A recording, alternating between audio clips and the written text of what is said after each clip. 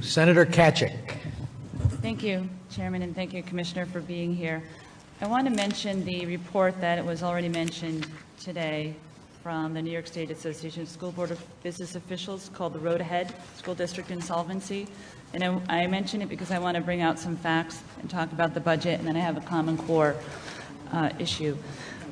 This study examined recent data to determine whether school districts are on the road to either educational or financial insolvency or both.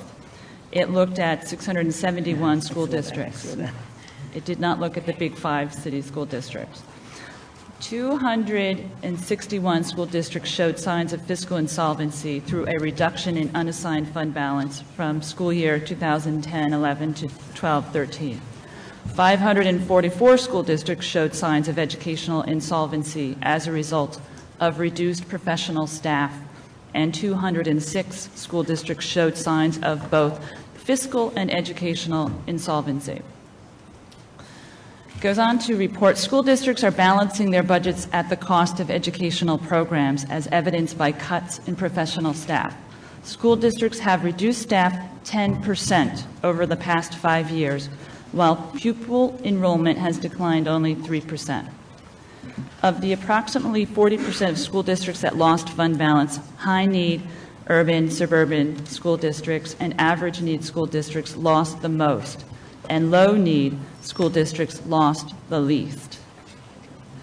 I mention this because you said we don't want schools to cut programs that are preparing kids for colleges and careers.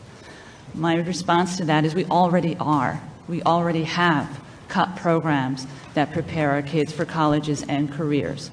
I have a school district in Kingston that I visited recently, a wonderful school in a very poor area, and they had a preschool program. They had a 4-year-old program. It was wonderful. It was bringing in kids that needed to be in that school. They had to cut it because of the budget. I have kids coming to my office telling me they can't take a book home. I want resources in the classroom today to help the kids in our school system today. I don't think we have the ability to get our kids ready for colleges and career based on the budget we were presented.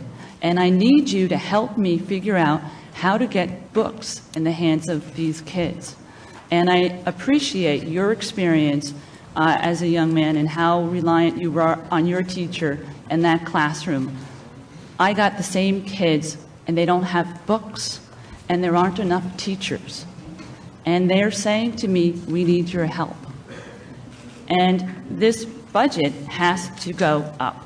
There also in this report was recommendations. First, school districts need adequate, equitable, stable, and flexible funding in order to educate students without interruptions or unduly burdening the taxpayer. There's a need for more state aid and mandate relief to minimally satisfy the constitutional requirement that all schools provide a sound basic education. They mentioned the funds that were already mentioned. The Regents recommends 1.3, the Education Conference Board 1.5, another group 2.6. Everyone is saying 1.3 is the bare minimum, and that's what I want to see in the final budget. I'd be happy to hear you comment on that. As you know, I share your concern about the issue of resources. The Regents put forward $1.3 billion because they think that begins to address the challenges that you're describing, but I don't want to overstate the impact of 1 year's budget. I think we have some significant structural challenges that we have to tackle together. There are opportunities for, I think, smart regionalization to help address some of the fiscal challenges that our districts face. There are ways that we can leverage technology to share courses between schools, those kinds of things, to protect educational program for students. There are regions of the state where regional high schools may be a part of the solution. We've got a proposal around that. But your fundamental point that 1.3 billion makes sense? Yes, that is our view, and we strongly will advocate for that over the next few weeks. I'm glad to hear that you concur with that. I just want to stress, regional high school is a concept. It's not an option for the kids in these classrooms. And they are getting ready to graduate, and they don't have books that they can take home to learn the new Common Core math standards. They don't have books that their parents can help them learn this math.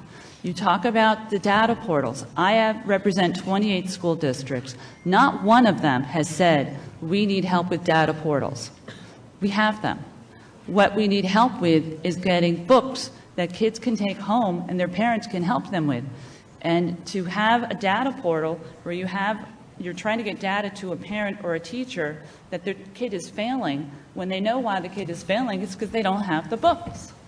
So I think there seems to be a disconnect on what's really needed to get some of these schools the resources they need, and that's what's troubling to me. I'm out of time, but if we can come back later, I have a Common Core question.